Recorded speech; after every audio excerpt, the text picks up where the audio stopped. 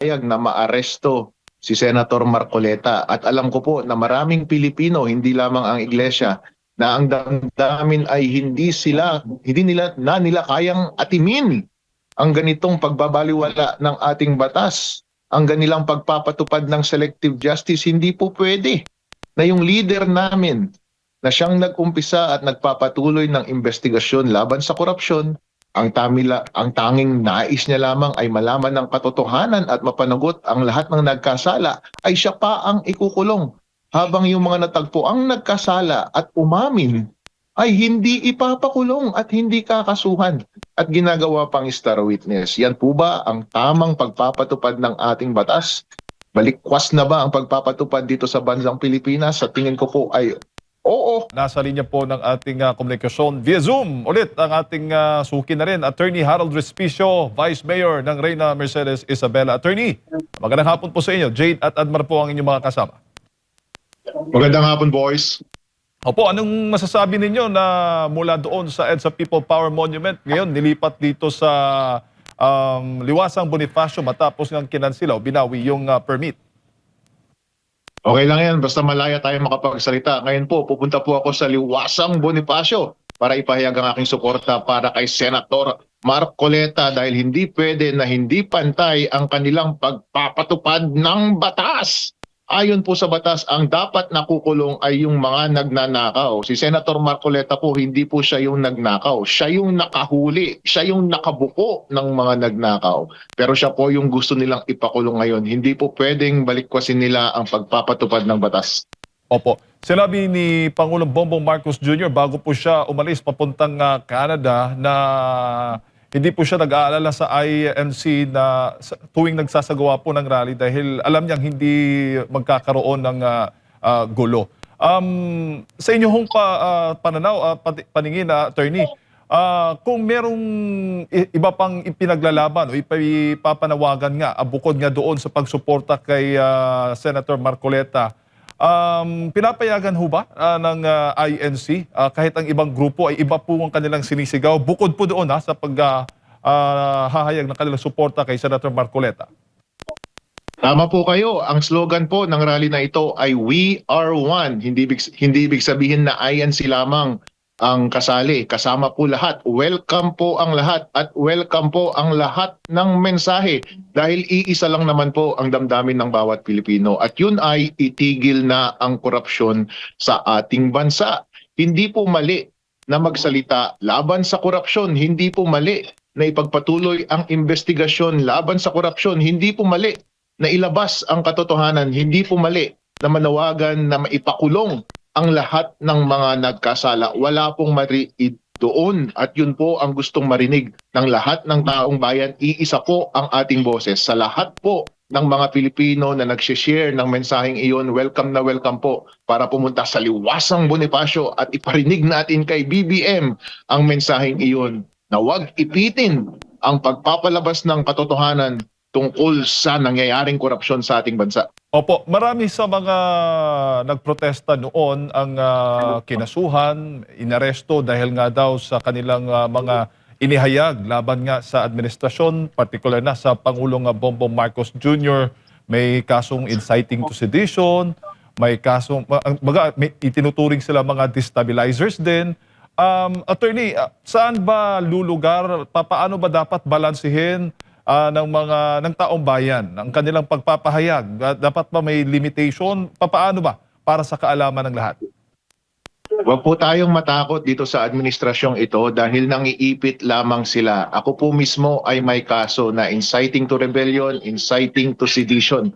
Pero mali po ang kaso na ipinataw nila sa akin, ganoon din sa kaso na ipinataw nila kay Senator Marcoleta, ganoon din kay Leon Lebiste, ganoon din kay Kiko Barsaga. Lahat po ng mga kaso na iyon ay unmeritorious dahil po malinaw ang nasa saligang batas. Malaya po tayong magsalita at i-criticize ang ating gobyerno kapag ninanakaw na nila ang ating pera. Ang limitasyon lang po ng Revised Penal Code pagdating sa inciting ay huwag kang manawagan na saktan natin yung mga tauhan ng gobyerno. Huwag kang manawagan na sabihin mo sa taong bayan na hindi na sila sumunod sa batas. Hindi naman po yun ang pinananawagan namin. Ang pinananawagan namin ay itigil ang korupsyon sa Pilipinas, ipagpatuloy ang investigasyon tungkol sa korupsyon, ipakulong at sampahan ng kaso ang mga natagpuang nagkasala at huwag nating pigilan na ilabas ang katotohanan. Kung ang ibig sabihin yan ay dapat managot sila Zaldico, sila Romualdez, sila BBM, dahil siya naman ang in charge doon sa executive, sabi nga ni Romualdez, ayun ay consequence ng aming mga pahayag at wala pong illegal doon dahil pwede nating i-criticize ang ating gobyerno kapag hindi tama ang kanilang ginagawa. Kahit nga manawagan tayo na mag-resign si BBM, na nagkamali si Boying Remulla, na nagkamali si John Vic Remulla, na mali ang ginagawa ni Matibag, ay hindi po yun illegal dahil kalayaan po natin na magsalita at lumaban sa korupsyon dito sa ating bansa at huwag nating payagan na magpatuloy sila sa kanilang mga maling gawain. Opo, at hindi naman po ipinagbabawal ng pamunuan ng INC yung mga ganung mga pahayag so far sa inyo pong pakikipag-coordinate doon po sa pamunuan na itong organizers ng rally dyan po sa Liwasang Bonifacio. Wala pong mga ganung pagbabawal. Opo. At attorney, ngayon nga ay nasa ibang bansa si Pangulong Bongbong Marcos Jr. habang itong pagtitipon ay isinasagawa dito sa Liwasang Bonifacio. Ano naman po ang inyong masasabi? Oh well, good luck sir. And keep us safe dito sa aming pagrarally ngayon. Sana po ay gawin ninyo ng maayos ang inyong trabaho. Kung sino po sana ang natagpuan na nagkasala, sila po sana ang makasuhan. Hindi po kami na nag-voice out lamang ng aming criticism laban sa iyo. Dahil hindi mo po maitatanggi ang iyong accountability, Mr. BBM, Mr. President. Kayo po ang itinuturo ni Romualdez, kayo po ang tinuturo ni Zaldico, umamin na po yung dalawa. Bakit po lahat kayo ay hindi napapanagot? Bakit po ang inuutos ninyo ay ipakulong pa ang aming pinuno na siyang nangunguna sa investigasyon laban sa korupsyon? Mali po ang inyong ginagawa. But at any rate, sir, pabayaan nyo kaming mag-rally dito. Karapatan po namin yan.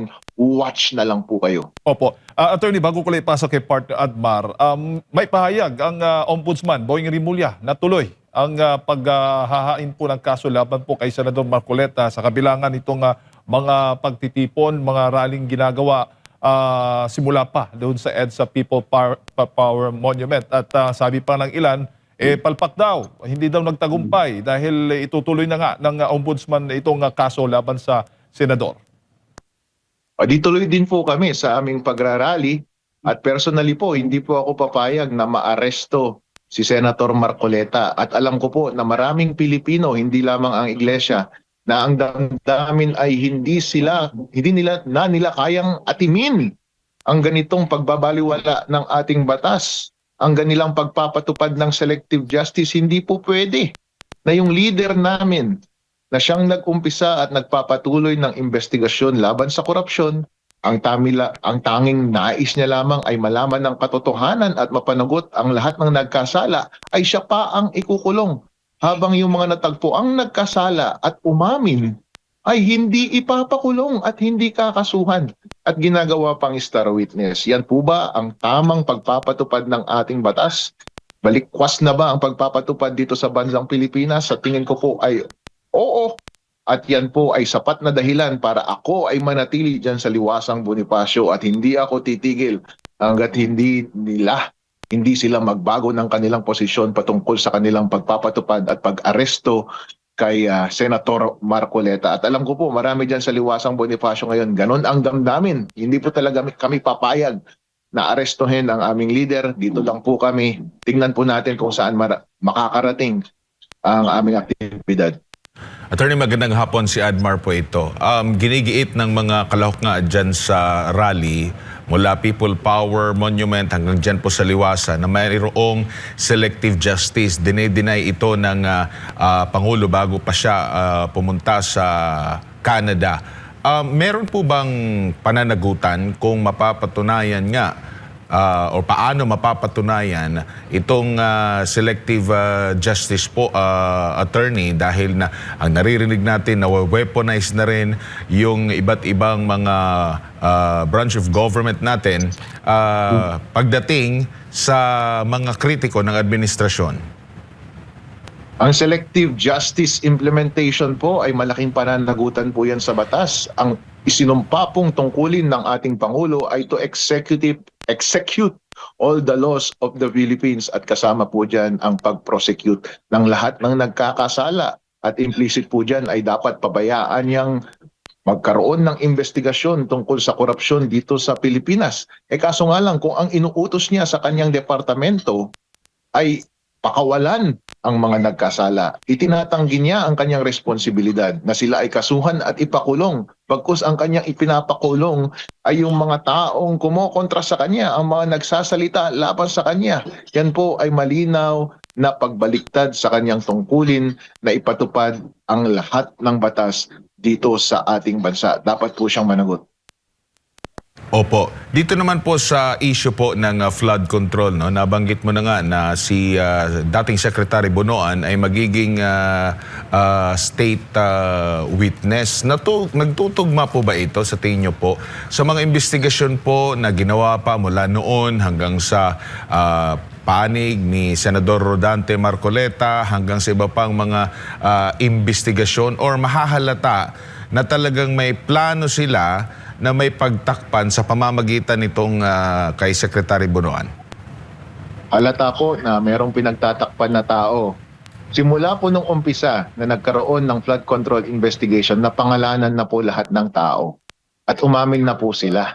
Umamin na si Saldico, umamin si Romualdez. In fact, tinuturo nga nila si BBM. Lahat sila, ang kulang na nga lang, isampa na natin yung kaso sa Sandigan Bayan. Pero anong ginagawa nila? Yung mga kaso kuno nila ay nandun pa rin sa preliminary investigation dun sa ombudsman.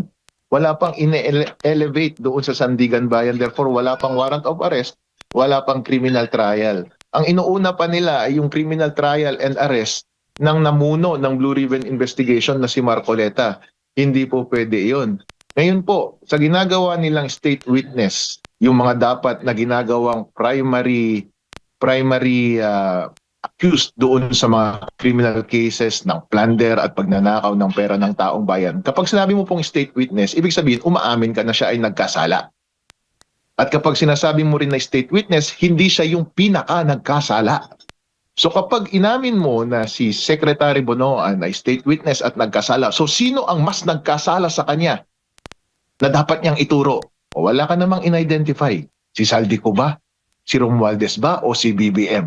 Pero kapag dineklara mo ang isang witness na state witness, ang magdedeklara niyan is yung criminal trial court. O nasaan yung kaso mo ngayon in which magi-state witness si Bonoan? Sino ang primary accused mo doon? Wala naman. Ibig sabihin, pambobola lang yung ginagawa nilang state witness kasi wala namang formal declaration na may state witness kasi nga wala namang formal na criminal case laban sa isang mas guilty na tao kaysa kay Bonoan. Alright po. So lahat po ng ginagawa nila ay pagbaliktad, kahit ano pang paikot-ikot ang gawin nila at eksplanasyon, hindi mo naman maitatanggi na lahat ng taong bayan po malinaw ang pagtingin nila sa trato ng administrasyong ito dito sa investigasyon ng flood control. Lahat po ng napangalanan ay walang kaso, ginagawang state witness at napapalaya. Pero yung mga nag-iimbestiga at nagsasalita at nais lamang ilabas ang katotohanan, sila po ang kinakasuhan at ipapakulong. Hindi po pwede na makulong ang ating leader na si Senator Marcoleta. Opo, Attorney Soco, ibig sabihin hindi ka panipaniwala kung may halimbawa may ibubunyag si Secretary Bonoan na ang mastermind ay mas mababa pa sa kanya na ranggo. So mas mataas pa dapat sa kanya. Mas kapanipaniwala yun, Attorney. Opo, kasi po, ang ibig sabihin ng state witness, hindi siya yung most guilty. Dapat may mas guilty sa kanya. So far, sa theory ni Zaldico, sa theory ni Romualdez, at sa theory ng Blue Ribbon investigation, at lahat ng testimonya ng relevant witnesses, hindi talaga natin may tatanggi na ito tinuturo nila yung executive department. Sino bang executive department? Sabi ng konstitusyon, the executive shall be only the president. Kayo kasi nating sabihin na siyang may kasalanan. Siya naman talaga ang may kasalanan eh. Ba't kasi ayaw natin sabihin yon? Siya naman talaga ang may kasalanan. Yun na lamang ang hinihintay natin. Okay po. Opo. So, sige, kasuhan natin si Bonoan, kasuhan na natin si Saldico Romualdez, yung mga mas mataas sa kanila hanggang sa presidente na po. Gawin na po natin lahat yon. Huwag na nating hintayin pa. Opo, attorney, ang pangamba dito ay kung hindi matibay, halimbawa merong kaso ng mga malalaking pangalan, pero hindi naman matibay ang pagkakagawa at mababasura lang, eh parang pwedeng ganun din ba yung magiging gagawin para ipalabas ko no na meron siyang kasalanan pero hindi naman pulido, hindi naman solido yung pagkakagawa ng kaso? Ano pa po bang ebidensya ang kanilang hinihintay? Naglabas na ng sariling statement si Saldico at Romualdez at willing silang mag-participate dun sa kaso. Naglabas ng mga expose si Lian Leviste.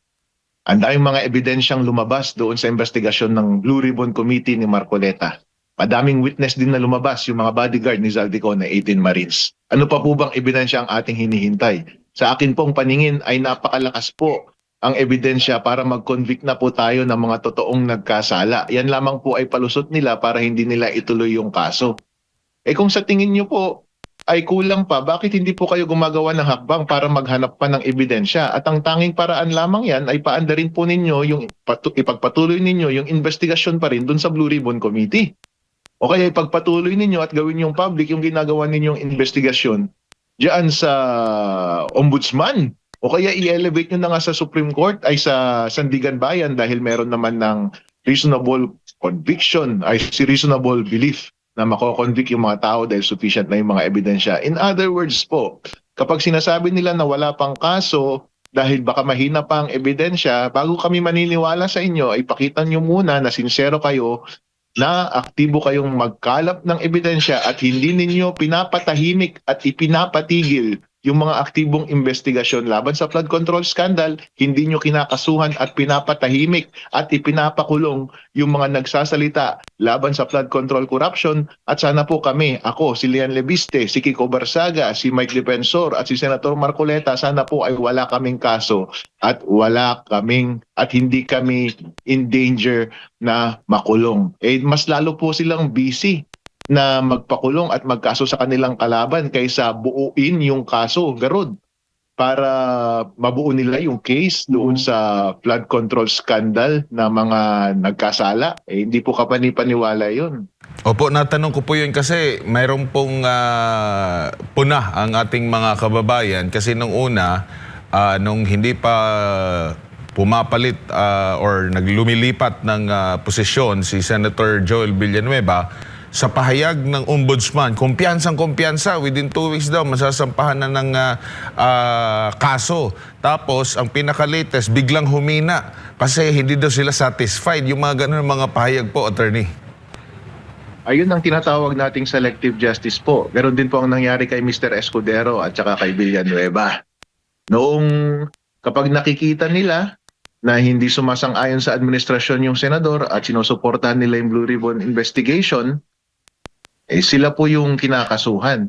Pero para ipitin sila, tatakutin sila ng kaso at ang bargaining chip nila ay hindi na namin kayo kakasuhan basta bumaliktad lang kayo at huwag kayong pumayag na ipagpatuloy yung Blue Ribbon investigation laban dito sa korupsyon. Eh malinaw po na ganun ang nangyari, yan po talaga ay selective justice.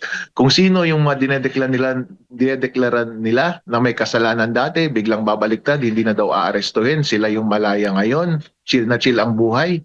Tapos yung nanguna ng investigasyon para utang na loob natin sa kanya. Sa matter of fact, ang lahat ng alam natin ngayon dito tungkol sa flood control scandal, kung hindi dahil sa kanya, hindi natin alam yung ganitong kalawak na pagnanakaw sa ating gobyerno. Siya pang ipapakulong natin. As a matter of fact, utang na loob ko po sa kanya ang aking pagkakaalam tungkol sa korupsyon, utang na loob ng Pilipino sa kanya na nailabas ang katotohanan tungkol sa flood control scandal at korupsyon sa Pilipinas. Kaya bilang sukli po, ay dapat natin siyang suportahan at huwag tayong pumayag na siya pa ang makulong.